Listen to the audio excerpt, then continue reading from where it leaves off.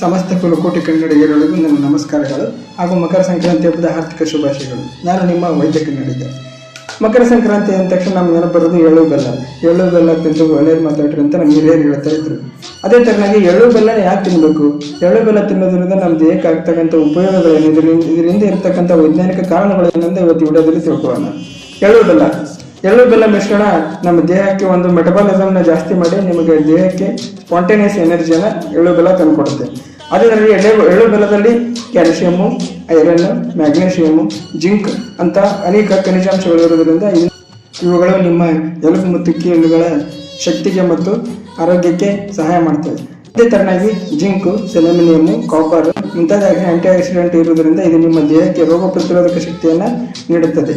ಇದೇ ಎಳ್ಳಿನಲ್ಲಿ healthy fats ಅಂತ ಏನಿರುತ್ತೆ ಅವು ಜಾಸ್ತಿ ಇರೋದ್ರಿಂದ ನಿಮ್ಮ ಹಾರ್ಟ್, ಲಿವರು, ಕಿಡ್ನಿಗೆ ಇವು ಬಹಳ ಉಪಯುಕ್ತವಾಗಿರ್ತಕ್ಕಂಥ.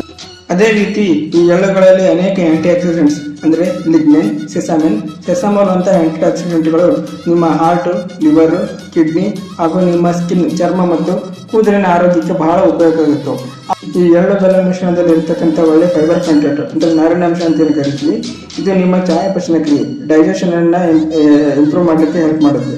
ಇದರಲ್ಲಿ ಇರ್ತಕ್ಕಂಥ ಬೆಲ್ಲವನ್ನು ನಾವು ನ್ಯಾಚುರಲ್ ಶುಗರ್ ಅಂತ ಕರಿತೀವಿ. ಈ ನ್ಯಾಚುರಲ್ ಶುಗರು ನಿಮ್ಮ ಬ್ಲಡ್ ಅನ್ನ ಪರಿಶೋಧಿಸಿದಲ್ಲದೆ, ನಿಮ್ಮ ರಕ್ತನ ಪರಿಶೋಧಿಸಿದಲ್ಲದೆ, ಇದು ನ್ಯಾಚುರಲ್ ಡಿಟಾಕ್ಸಿಫೈರ್ ತರ ಕೆಲಸ ಮಾಡಿ ನಿಮ್ಮ ಹಾರ್ಟ್, ಲಿವರು, ಕಿಡ್ನಿ ಮೇಲೆ ಇರತಕ್ಕಂಥ ಒತ್ತಡವನ್ನು ಕಡಿಮೆ ಮಾಡಿ ಇದರಲ್ಲಿ ಇರತಕ್ಕಂಥ ಕಬ್ಬಿಣಾಂಶ ಮತ್ತು ಖನಿಜಾಂಶಗಳು ನಿಮ್ಮ ದೇಹವನ್ನ ಶಕ್ತಿಗೊಳಿಸುವುದಲ್ಲದೆ ಇದರಲ್ಲಿ ನಿಮ್ಮ ದೇಹವನ್ನ ಒಳಗಿನಿಂದ ಬೆಚ್ಚಗಲು ಸಹಕರಿಸುತ್ತದೆ.